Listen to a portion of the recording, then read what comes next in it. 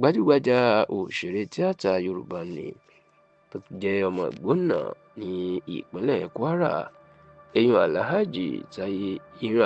Yínká Abdulquadri, ẹni tí ọ̀pọ̀ èèyàn mọ̀ sí Yínká Quadri tàbí Kurama tẹ́tẹ́. Ó mà ti sọ̀rọ̀ lórí awuyewuye tó ń gbé kiri nípa ìròyìn ikú ẹ̀ pé ó ti jáde láyé, tí bàbá náà sì jẹ́ kó di mọ̀ pé bó tilẹ̀ jẹ́ pé òun kò ka ọ̀rọ̀ náà kún, tóun ti mọ̀ pé iṣẹ́ àwọn aláìníṣẹ́ àti àwọn aláìnírònú ni lórí ẹ̀rọ ayélujára, ṣùgbọ́n tó ní ọ̀rọ̀ ọ̀hún ó mà mì òun tìtì, ó sì mì àwọn ẹbí òun tìtì, nítorí pé ọ̀pọ̀ èèyàn ló gbàgbọ́ pé bóyá òun ti kú lóòótọ́, tó sì ní ọ̀rọ̀ ọ̀hún kì í ṣe ọ̀rọ̀ àwàdà tàbí ọ̀rọ̀ ẹ̀rín nígbà tí wọ́n ń gbé kiri ní ọdún tí a wà yìí. Ẹ rántí pé lóṣù kẹfà ọdún tá a wà yìí, ìyẹn June 2024, ẹni ariwo mà sọ lórí ẹ̀rọ ayélujára nígbà tí wọ́n bẹ̀rẹ̀ sí ní lọ máa gbé ìròyìn kiri pé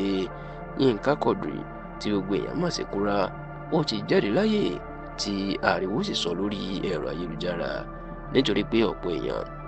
wọ́n fẹ́ràn Yínká Quadri tó jẹ́ wípé ó ní ẹ̀bùn iṣẹ́ tíátà dáadáa, tó sì jẹ́ pé oríṣiríṣi ipa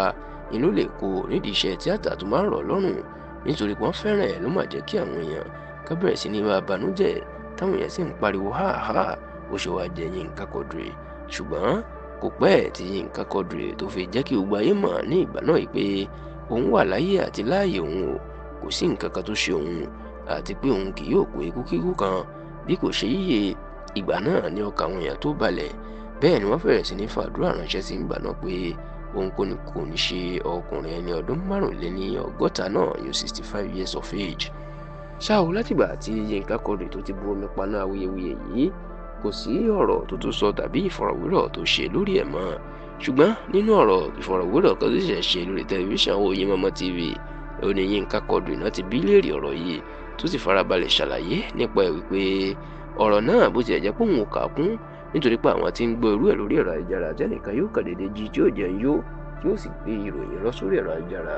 Ó ní ṣùgbọ́n eléyìí ó fi òun, nítorí pé àwọn tó jẹ́ ọmọ òun gan, àwọn gan kọ́ fẹ́ gbàgbọ́ pé ṣé lóòótọ́ ló ṣẹlẹ̀. Ó ní níṣe ni gbogbo àwọn ọmọ òun tó wà ní ìlú òyìnbó náà ń pe òun lẹ́ẹ̀mẹwàá pé ṣé lóòótọ́ lòun ti kú. Ó ní níṣe lòun sọ fún wọn pé ìròyìn ẹlẹ́jẹ̀ ni òun ò kú.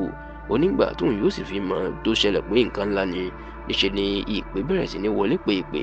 láti ọ̀dọ̀ àwọn ọ̀rẹ́, mọ̀lẹ́bí, ará àti ojúlùmọ̀, tí wọ́n ń béèrè pé ṣé òun lòun sì ń sọ̀rọ̀ àbúkù òun, tí Yínká Quadri sì lóun jẹ́ kó di mọ̀ pé òun ní òun kò kú, ìròyìn ẹlẹ́jẹ̀ ni. Yínká Quadri wá jẹ́ kó di mọ̀ pé òun ò ní ṣépè fáwọn tó ṣe irú iṣẹ́ náà, bí kò ṣe pé òun yóò fà wọ́n lé Ọlọ́run lọ́wọ́, nítorí pé ìdájọ́ Ọlọ́run ju ti èèyàn lọ. Yínká Quadri tó jẹ́ kó di mọ̀ wípé àwọn kan tiẹ̀ ń sọ wípé bóyá òun ní kọ́gbọ̀n mọ̀ kéde kú òun láti lè fi lókìkí ni, tó sì ní ọ̀rọ̀ náà ó pa òun lẹ́rìn gidigidi pé níbi tóun bá dé tóun ti lókìkí, ṣe lòun yóò tó wá máa ṣerú nǹkan bẹ́ẹ̀ láti ní òun wá òkìkí kan kiri.